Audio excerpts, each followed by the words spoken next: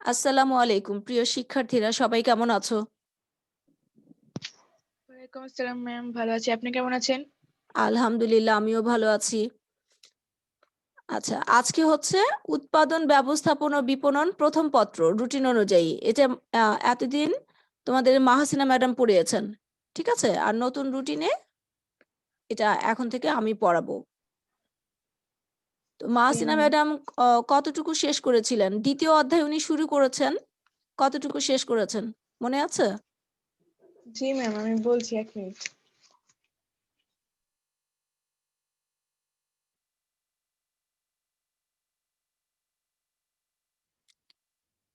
ভূমির গুরুত্ব এই পর্যন্ত শেষ করেছেন উনি। দেখো 2.05। ঠিক আছে? জি ম্যাম। আজকে আমরা 2.06 ভূমির উৎপাদন ক্ষমতার নির্ধারক সমূহ এটা নিয়ে পড়ব।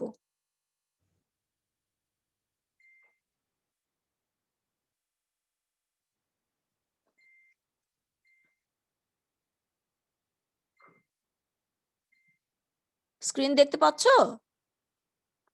জি মিস ম্যাম, ওর ছাত্রীরা লিংক চাচ্ছিল ক্লাসে। লিংক তো দেওয়ার কথা না, প্রত্যেকটা টিচারের হচ্ছে আইডি আর পাসকোড দিয়ে দেওয়া হয়েছে, সেইভাবে ঢুকবে। এখানে তো লিংকের কোনো প্রশ্নই উঠে না। জি ম্যাম।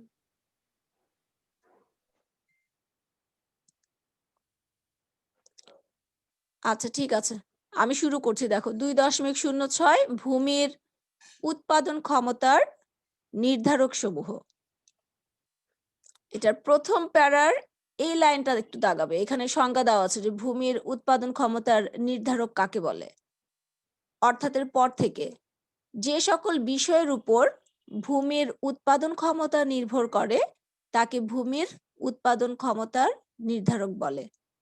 অর্থাৎ যে সকল বিষয়ের উপর ভূমির উৎপাদন ক্ষমতা নির্ভর করে সেই সকল বিষয়গুলোকেই ভূমির উৎপাদন ক্ষমতার নির্ধারক বলা হয়। ক্লিয়ার? নিচে জি ভূমির ম্যাম। উৎপাদন ক্ষমতার নির্ধারকগুলো আলোচনা করা হলো। প্রথমটা হচ্ছে ভূমির গঠন প্রকৃতি। বিভিন্ন উপাদানের সাহায্যে ভূমি গঠিত।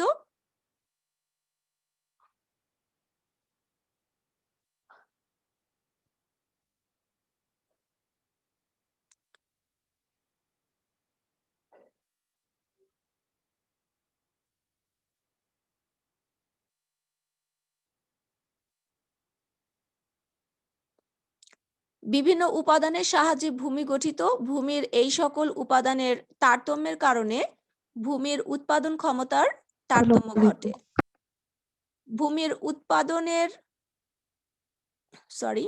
ভূমির উপাদানের পার্থক্য বিবেচনায় ভূমিকে বেলে মাটি, এঁটেল মাটি, দোআঁশ মাটি ইত্যাদি ভাগে ভাগ করা যায়। ভূমি গঠনের এই পার্থক্যের কারণে ভূমির উৎপাদন ক্ষমতায় তারতম্য ঘটে। ঠিক আছে? এই জন্য ভূমির গঠন প্রকৃতিকে উৎপাদন ক্ষমতার নির্ধারক বলা হয়।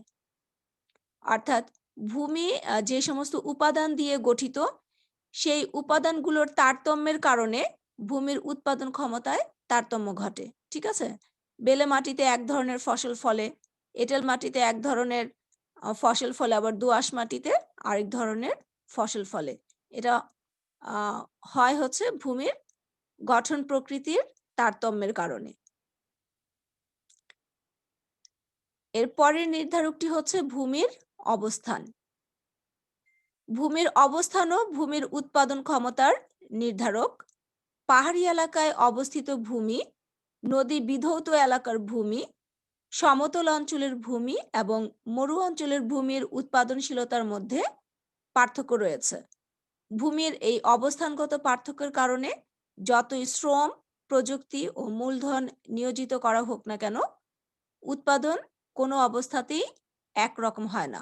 অর্থাৎ ভূমির অবস্থানের কারণে উৎপাদনের বা উৎপাদনশীলতায় তারতম্য দেখা যায়।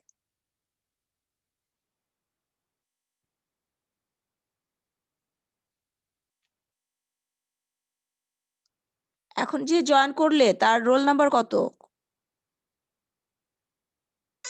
ম্যাম আসসালামু আলাইকুম। ওয়ালাইকুম সালাম। রোল নাম্বার বলো। মিস 219। আচ্ছা ঠিক আছে।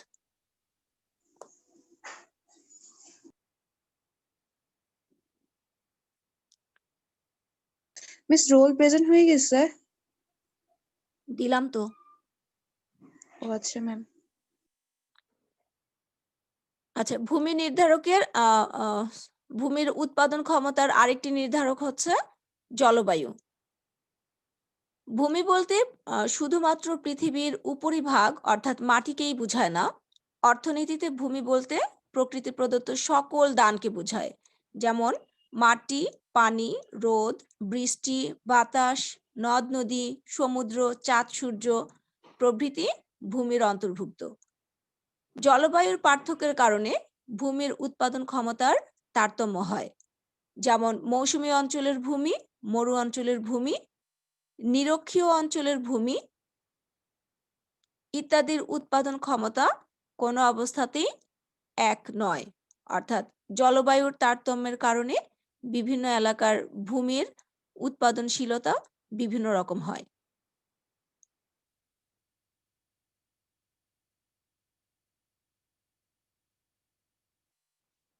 ভূমির উৎপাদন ক্ষমতার আরেকটি নির্ধারক হচ্ছে প্রযুক্তির ব্যবহার।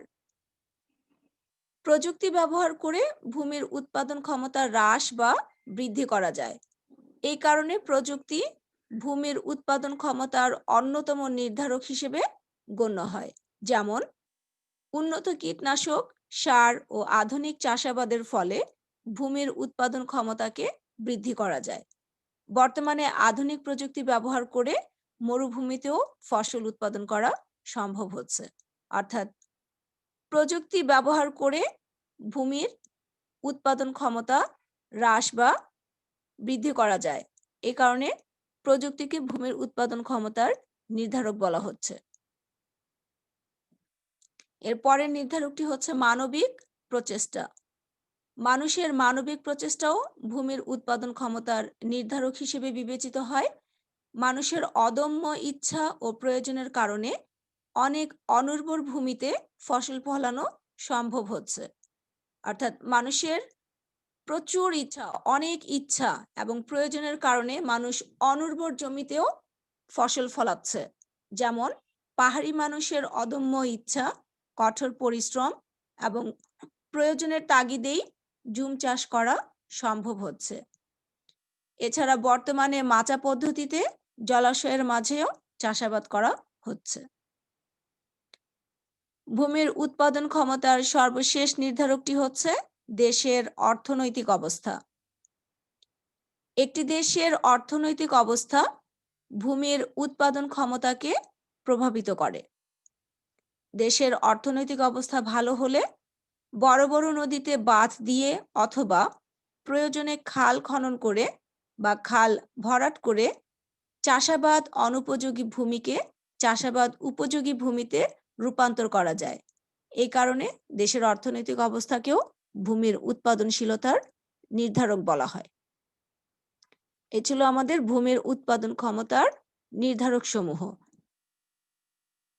এখন এর মধ্যে কারো কোনো প্রশ্ন থাকলে আমাকে করতে পারো। যে কোনো নির্ধারক বুঝনি এরকম কিছু থাকলে আমাকে বলতে পারো।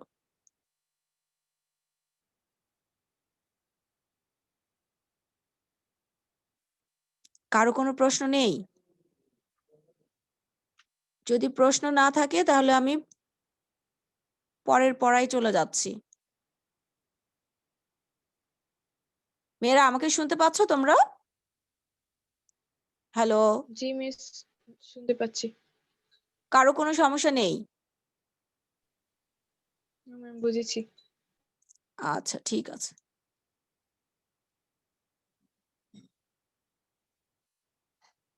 এর পরেরটা দেখো, 2.07 ভূমি প্রকৃতির দান এবং আদিম ও অক্ষয়, এটা ব্যাখ্যা করতে হবে। এর আগে নিশ্চয়ই তোমরা পড়েছো যে ভূমি কি বলো তো? ভূমি কাকে বলে? ভুলে গেছো? পৃথিবীর উপরিভাগকে ভূমি বলে। এছাড়াও জলবায়ু, চাঁদ, সূর্য ইত্যাদি প্রকৃতির দানকে। হ্যাঁ, এই যে এখানেই আছে, দেখো এটার প্রথম প্যারাতেই আছে, দেখো মাটি, মাটির, আমরা এতদিন ভূমি বলতে শুধুমাত্র মাটিকেই বুঝেছি, তাই না? কিন্তু ভূমি বলতে শুধু মাটি না, আরো অনেক কিছুকেই বোঝায়। দেখো মাটি, মাটির উর্বরা শক্তি, আবহাওয়া, বৃষ্টিপাত, জলবায়ু, তাপ, পানি, বাতাস, সূর্যের আলো, খনিজ সম্পদ, বনজ সম্পদ, মৎস্যক্ষেত্র, নদ নদী ইত্যাদি যা প্রকৃতি অকাতরে দান করেছে তাকে ভূমি বলে। ভূমির সঙ্গে এর আগেও তোমরা পড়েছো, এখানে আরেকবার পেলে। ভূমিকে উৎপাদনের অন্যতম উপাদান বলা হয়। এখন বলা হচ্ছে যে এই ভূমি প্রকৃতির দান এবং আদিম ও অক্ষয়। ভূমি প্রকৃতির দান, এটার ব্যাখ্যা ওরা দিয়েছে, দেখো ভূমি প্রকৃতির দান, ভূমির অন্তর্গত যত বিষয় আছে তার একটিও মানুষ সৃষ্টি করতে পারে না। অর্থাৎ ভূমির সংজ্ঞায় আমরা যা পড়েছি তার একটিও মানুষ সৃষ্টি করতে পারে না। পৃথিবী সৃষ্টির শুরু থেকে সৃষ্টিকর্তা আমাদেরকে অকাতরে ভূমি দান করেছেন। ভূমি যেহেতু মানুষের সৃষ্টি নয়, তাই এর কোনো ব্যবহার মূল্য নেই, অর্থাৎ ভূমির কোনো উৎপাদন খরচ নেই। তাই বলা যায় ভূমি প্রকৃতির দান। ইংরেজিতে বলা হয়েছে land is the gift of nature. এই ব্যাখ্যাটা কি বুঝতে পেরেছো?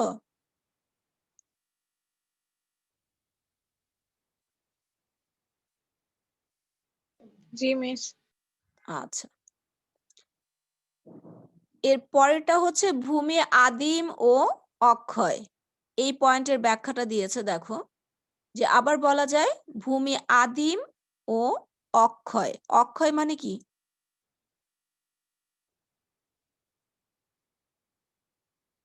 মানে যেটা ক্ষয় হয় না, ক্ষয় নেই। হ্যাঁ, ভেরি গুড। ক্ষয় নেই যার, অক্ষয়। উৎপাদনের যত উপাদান আছে তার মধ্যে ভূমি আদিম। পৃথিবীর সৃষ্টির শুরু থেকেই ভূমি বিদ্যমান এবং তা পৃথিবীর ধ্বংস পর্যন্ত বলবৎ থাকবে। অর্থাৎ পৃথিবীর সৃষ্টির শুরু থেকে যেমন ভূমি আছে, তেমনি পৃথিবীর ধ্বংস না হওয়া পর্যন্ত এটা বিদ্যমান থাকবে। তবে ভূমি অক্ষয় এই বিষয়টি সঠিক নয়। ভূমির অন্তর্গত এমন কিছু কিছু বিষয় আছে যা ক্ষয়প্রাপ্ত হচ্ছে এবং একসময় তা শেষ হয়ে যাবে। যেমন পানি, খনিজ সম্পদ, বনজ সম্পদ, জলজ সম্পদ ইত্যাদি যে হারে ব্যবহার হচ্ছে তা একসময় শেষ হয়ে যাবে। এই ব্যাপারে পরিবেশবাদীরা মোটামুটিভাবে নিশ্চিত। আবার একই জমিতে বারবার চাষ করার ফলে জমির উর্বরা শক্তিও হ্রাস পায়।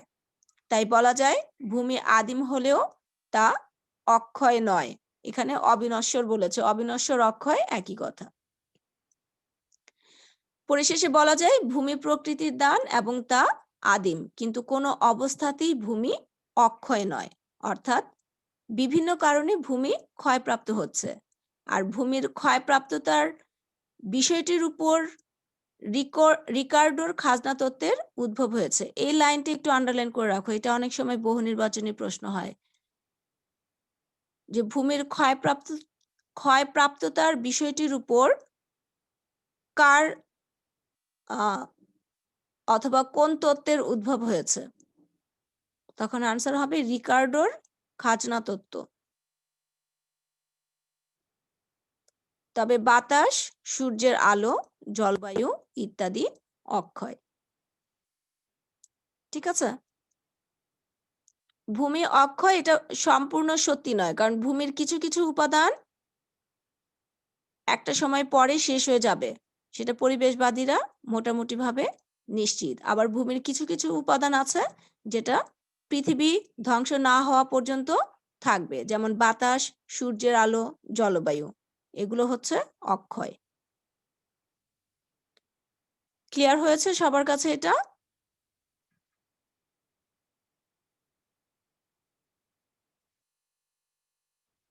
জি ম্যাম। আচ্ছা, এরপরে আমরা চলে যাব 2.08। ভূমিতে ক্রমহ্রাসমান উৎপাদন বিধি কার্যকর। প্রথমে একটি গল্প দেওয়া আছে, দেখো। সাহেব আলী একজন কৃষক। তিনি নিজের জমিতে সেকেলে অর্থাৎ গতানুগতিক বা প্রাচীন পদ্ধতিতে ধান চাষ করেন। ধান চাষে তিনি কোনো প্রকার সার, কীটনাশক বা সেচের পানি ব্যবহার করেন না। এতে বছরে মাত্র 5 মণ ধান পান। সংসার চালানো কষ্টকর, তাই উপজেলা কৃষি অফিসারের পরামর্শে এই বছর স্বল্প পরিসরে সার, কীটনাশক ও সেচের ব্যবস্থা করেন। এতে ফলন বেড়ে 15 মণে উপনীত হলো। পরের বছর এর সাথে যোগ করলেন উন্নত মানের বীজ, এতে ফলন হলো 18 মণ।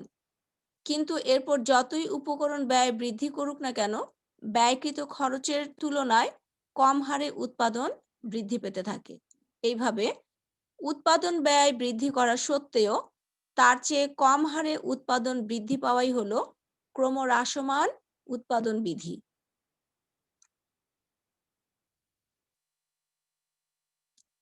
অন্যান্য অবস্থা অপরিবর্তিত রেখে একই ভূমিতে, আচ্ছা তার আগে আমাকে বলে যে উদাহরণটা যে দিয়েছে এটা কি বুঝতে পেরেছো?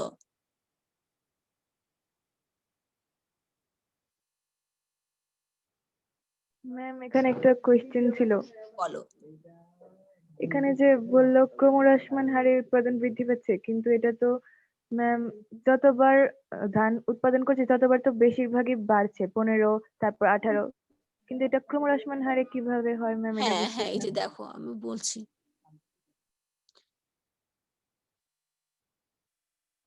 এখানে বেড়েছে, হ্যাঁ, কিন্তু এরপর বলেছে, এই লাইনটা খেয়াল করো, কিন্তু এরপর যতই উপকরণ ব্যয় বৃদ্ধি করুক না কেন, ব্যয়কৃত খরচের চেয়ে কম হারে উৎপাদন বৃদ্ধি পেতে থাকে। পরের গুলো দেয়নি। এখানে আরেকটা উদাহরণ আছে, এটা যখন আমরা পড়বো ব্যাখ্যা করব তখন বুঝবে। একটা নির্দিষ্ট সময় পর তুমি যতই খরচ বাড়াও, উৎপাদন খরচ যেই হারে বাড়ছে তোমার উৎপাদন সেই হারে বাড়বে না। ঠিক আছে? এই লাইনটা দিয়ে এই কথাটাকেই ব্যাখ্যা করা হয়েছে যে উৎপাদন ব্যয় বৃদ্ধি ম্যাম। করা সত্ত্বেও তার চেয়ে কম হারে উৎপাদন বৃদ্ধি পাওয়াই হচ্ছে ক্রমহ্রাসমান উৎপাদন বিধি। এই লাইনটা দেখো, এই লাইনটা পড়লে আরো ভালোভাবে বুঝবে।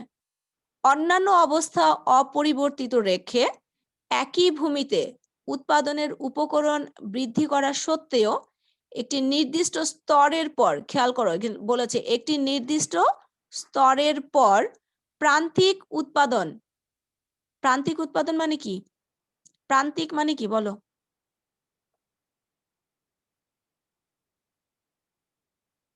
সর্বশেষ, এরপরে আর কোনো কিছু হবে না। ঠিক আছে?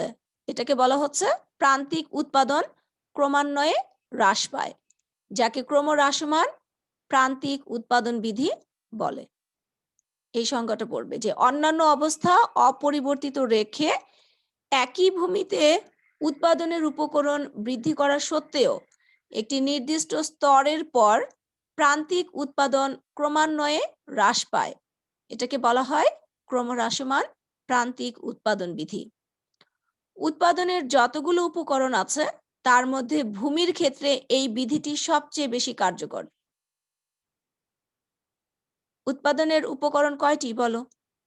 পড়েছো এর আগে? 4টি ম্যাম। হ্যাঁ, কি কি বলো? ভূমি, শ্রম, মূলধন, সংগঠন। Very good. ভূমি, শ্রম, মূলধন, সংগঠন বলছে উৎপাদনের যতগুলো উপকরণ আছে তার মধ্যে ভূমির ক্ষেত্রে এই বিধিটি সবচেয়ে বেশি কার্যকর। এই প্রসঙ্গে প্রফেসর মার্শাল বলেছেন, ভূমিতে কৃষিকাজের জন্য শ্রম ও মূলধনের যোগান বৃদ্ধি করলে সাধারণত উৎপাদন বৃদ্ধির পরিমাণ সমানুপাতিক অপেক্ষা কম হবে। অর্থাৎ যেই পরিমাণ শ্রম ও মূলধন বৃদ্ধি করবে উৎপাদন সেই পরিমাণ হবে না, তার চেয়ে কম হবে। ক্লিয়ার হয়েছে কথা? অধ্যাপক মার্শাল যেটা বলেছেন, নিচের সারণীর মাধ্যমে বিষয়টি ব্যাখ্যা করা হলো। একটা উদাহরণ দিয়েছে ওরা, দেখো। বছর ওরা 6টি বছর ধরেছে, প্রথম, দ্বিতীয়, তৃতীয়, চতুর্থ, পঞ্চম এবং ষষ্ঠ বছর। শ্রম ও মূলধন ব্যয় টাকায়, অর্থাৎ প্রথম বছরের শ্রম ও মূলধন ব্যয় ছিল 2000। প্রান্তিক ব্যয় নেই, ওদের মোট উৎপাদন হয়েছে 10 মন। আচ্ছা, মন বানান দেখো, মূর্ধন্য হবে, দন্তন্য না। মন বানানটা ঠিক করে নেবে। এই মন মানে কি বলো? বইতে যে মন লেখা আছে।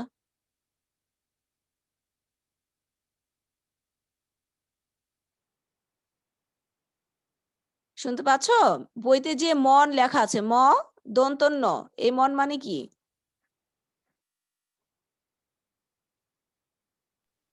ম্যাম এটা মানে তো মনে হয় অন্তর। হ্যাঁ, এই জন্যে বানানটা ঠিক করবা, ম মূর্ধন্য হবে। Okay ma'am. তাহলে প্রথম বছরে ওদের শ্রম এবং মূলধন ব্যয় করেছে ওরা 2000 টাকা এবং ওদের উৎপাদন হয়েছে 10 মন। কোনো প্রান্তিক ব্যয় নেই, প্রান্তিক উৎপাদনও নেই। সরি। দ্বিতীয় বছরে শ্রম ও মূলধন ব্যয় হয়েছে 4000, প্রান্তিক ব্যয় 2000, মোট উৎপাদন 20 মন। ঠিক আছে? আর প্রান্তিক উৎপাদন 10। এই 10 কিভাবে এসেছে? এই যে দেখো, 20-এর থেকে আগের বছরের উৎপাদন বের করেছে, বিয়োগ করেছে। বর্তমান বছর থেকে পূর্ববর্তী বছরের মোট উৎপাদন বিয়োগ করলে তোমার প্রান্তিক উৎপাদন চলে আসবে। ঠিক আছে? তৃতীয় বছরে ওদের শ্রম এবং মূলধন ব্যয় করেছে ওরা 6000, প্রান্তিক ব্যয় 2000, মোট উৎপাদন 32 মন আর প্রান্তিক উৎপাদন 12 মন। কিভাবে করেছে দেখো, 32 থেকে 20 বিয়োগ করো, 12 মন চলে আসবে। একইভাবে চতুর্থ বছরে 8000, প্রান্তিক ব্যয় 2000, মোট উৎপাদন 40, তাহলে 40 থেকে 32 মাইনাস করো, 8 মন। পঞ্চম বছরে শ্রম ও মূলধন ব্যয় হচ্ছে 10,000, প্রান্তিক ব্যয় 2000, মোট উৎপাদন 45 মন। 45 থেকে আগের বছরের 40 বিয়োগ করো, তাহলে প্রান্তিক উৎপাদন হচ্ছে 5 মন। ষষ্ঠ বছরে শ্রম ও মূলধন ব্যয় 12,000, প্রান্তিক ব্যয় 2000, মোট উৎপাদন 48, তাহলে প্রান্তিক উৎপাদন 48 থেকে 45 মাইনাস করো, 3 মন। এখন খেয়াল করো, উপরের সারণীতে দেখা যায় প্রতি বছর ব্যয় 2000 টাকা বৃদ্ধি করা হলেও প্রান্তিক ব্যয় দেখো 2000, প্রতি বছরে কিন্তু 2000 করে বেড়েছে, 2, 4, 6, 8, 10, 12। তৃতীয় বছরে প্রান্তিক উৎপাদন সর্বোচ্চ হয়েছে, তৃতীয় বছরে প্রান্তিক উৎপাদন 12 মন সর্বোচ্চ হয়েছে। দেখো 10, 12, 8, 5, 3, অর্থাৎ তৃতীয় বছরে প্রান্তিক উৎপাদন সর্বাধিক বা সর্বোচ্চ পরিমাণে হয়েছে। কিন্তু এরপর থেকে প্রান্তিক উৎপাদন ক্রমান্বয়ে হ্রাস পেয়েছে। তৃতীয় বছরের পর থেকে চতুর্থ বছরে 8 মন, তার পরের বছরে 5 মন, তার পরের বছরে 3 মন। কিন্তু প্রান্তিক ব্যয় কিন্তু প্রতি বছরেই 2000 করা হয়েছিল, প্রতি বছরেই শ্রম এবং মূলধন ব্যয় 2000 করে বাড়ানো হয়েছিল। সেই তুলনায় কিন্তু উৎপাদন প্রতি বছর বাড়েনি। একটি নির্দিষ্ট সময়ের পর বা স্তরের পর উৎপাদন ক্রমান্বয়ে হ্রাস পেয়েছে। ঠিক আছে? এটাকে বলা হচ্ছে প্রান্তিক উৎপাদন বিধি। ম্যাম আমাদের কি এই অধ্যায়ে ম্যাথ করতে হবে? এই অধ্যায়ে তো ম্যাথ নাই বাবা। Okay ma'am. আর ম্যাম এখানে যে উদাহরণটা দিয়েছে ম্যাম, এটা কি একই ভূমিতে চাষ করেছে সব, হ্যাঁ, নাকি ম্যাম একই আলাদা আলাদা ভূমিতে। ভূমি? না না, আলাদা ভূমিতে না, একই ভূমিতে তোমার 6 বছরে চাষ করে ওরা যে উৎপাদনটা পেয়েছে সেটা দেখিয়েছে। ও ম্যাম আচ্ছা, ঠিক ঠিক আছে আছে? ম্যাম, বুঝেছি। ঠিক আছে, এবার বুঝতে পেরেছো? জি ম্যাম, বুঝেছি। আচ্ছা আচ্ছা।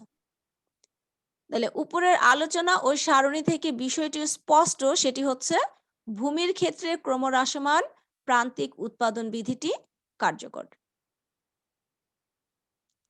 এখন এখান থেকে কারো কোনো প্রশ্ন থাকলে আমাকে করতে পারো যে ম্যাডাম এই লাইনটি বুঝিনি, অথবা এটা কিভাবে হলো।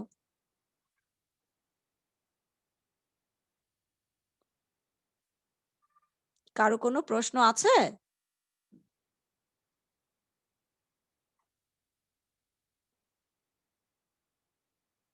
মেয়েরা শুনতে পাচ্ছ আমাকে? জি ম্যাম, বুঝেছি। কোনো সমস্যা নেই, তাই তো? জি ম্যাম। আচ্ছা, ঠিক আছে। সমস্যা না থাকলে আজকে বলো তো কি পড়লাম? আজকে কি পড়েছি আমি? একজন বলো। ম্যাম আজকে পড়েছি ভূমির উৎপাদন ক্ষমতার নির্ধারক সমূহ, আর ভূমি প্রকৃতির দান আদিম এবং অক্ষয়, আর ভূমিতে ক্রমহ্রাসমান উৎপাদন বিধি কার্যকর। Very good.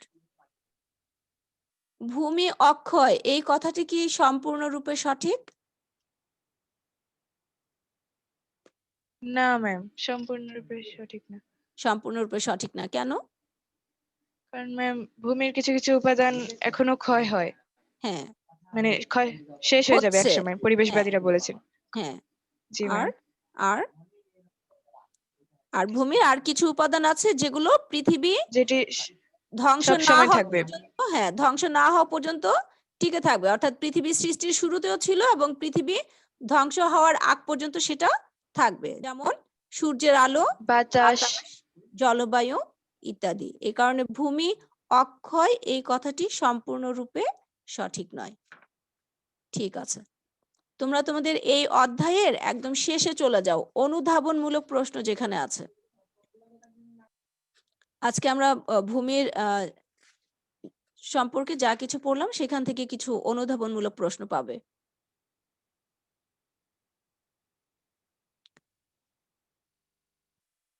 আমার বইতে দেখো 5 নাম্বার প্রশ্ন, তোমাদের বইতে কত নাম্বার একটু খুঁজে দেখবে। ভূমি প্রকৃতির দান ব্যাখ্যা করো।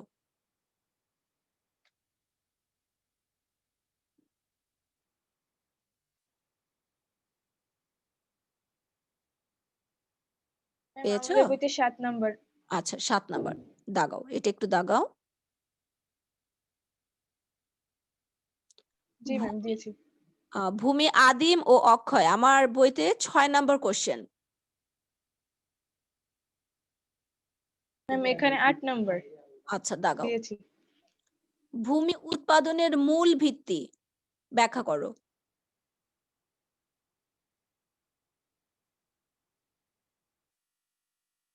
ভূমি উৎপাদনের মূল ভিত্তি আমার বইতে 8 নাম্বার, তোমাদের মেবি দেখো 9, 10 এরকম কিছু হবে। জি ম্যাম 11 নম্বরে পেয়েছি। 11 নাম্বারে পেয়েছো। ভূমিতে ক্রমহ্রাসমান উৎপাদন বিধি কার্যকর ব্যাখ্যা করো। পেয়েছো? জি ম্যাম 12 নম্বরে দাগিয়েছি। আচ্ছা, 12 নাম্বারে কিন্তু এখানে যে আনসারটা আছে এটা না পড়ে আমরা বইয়ের ভিতরে যেটা পড়লাম ওটা পড়বে। ঠিক আছে? Okay ma'am. আচ্ছা, এর আগে তোমাদের কিছু প্রশ্ন দাগানো হয়েছিল কিনা আমাকে একটু বলবা। যেমন ভূমি অবিনশ্বর আমার এখানে 2 নাম্বার কোশ্চেন। এটা কি দাগানো হয়েছিল তোমাদের? নো ম্যাম এটা দাগানো হয়নি, এখানেও 2 নাম্বার। হ্যাঁ, 2 নাম্বার। এটা হচ্ছে ভূমির বৈশিষ্ট্য যখন পড়েছো তোমরা তখন কিন্তু এই বৈশিষ্ট্য দিয়ে এই প্রশ্নটা হয়েছে। জি ম্যাম। আমি এটা দাগাবো? হ্যাঁ, হ্যাঁ, এটা দাগাবে। আর হচ্ছে আমার এখানে 3 নাম্বার দেখো, ভূমির উৎপাদন ব্যয় নেই ব্যাখ্যা করো, অথবা ভূমির যোগান দাম নেই কেন? ম্যাম এখানে 5 নাম্বার দেওয়া। Same question?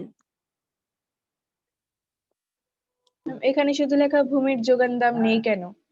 আচ্ছা, ওখানে অবলিক দিয়ে এই প্রশ্নটা লিখে রাখো, মানে একই কথা। ভূমির উৎপাদন ব্যয় নেই ব্যাখ্যা করো। জি ম্যাম এটাও লেখা আছে। হুম, অথবা দিয়েই লেখা আছে দেখো। আচ্ছা, আরেকটা দাগাবে হচ্ছে ভূমি স্থানান্তর করা যায় না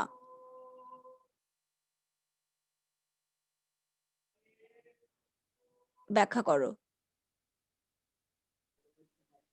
জি ম্যাম এটা 6 নম্বরে দাগিয়েছি। আচ্ছা, তাহলে যে ভূমি সংজ্ঞা, বৈশিষ্ট্য, গুরুত্ব যা পড়েছে এবং আজকে আমরা যা পড়লাম তার মধ্য থেকে এই কোশ্চেন গুলো। ঠিক আছে? জি ম্যাম।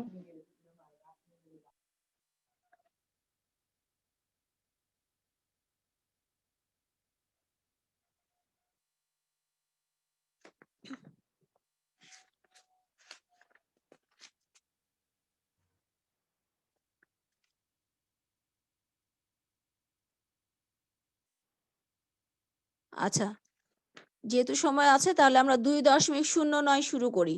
দেখো, শ্রমের ধারণা বই আছে তো সবার সামনে? জি ম্যাম। আচ্ছা,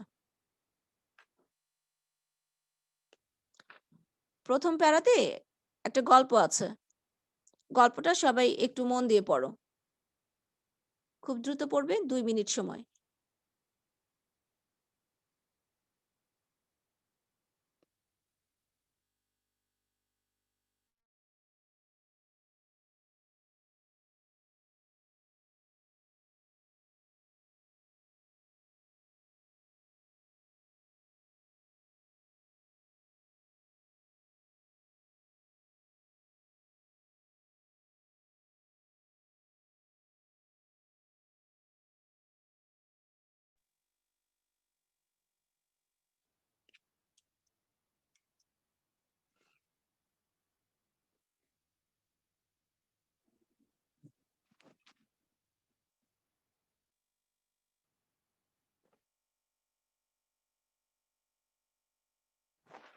ম্যাম পড়েছি।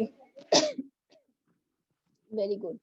এখানে বিভিন্ন মানুষের শ্রমের উদাহরণ দিয়েছে, তাই না?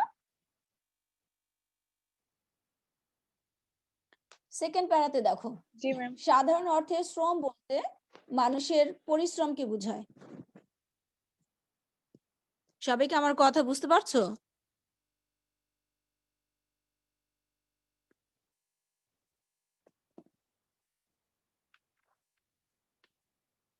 হ্যালো,